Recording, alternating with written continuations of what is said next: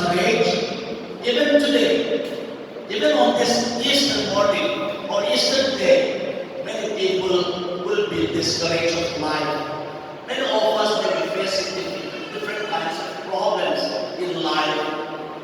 But I want to assure you today that when we reach heaven, when we see Jesus face to face, there will be no more crying, no more dying.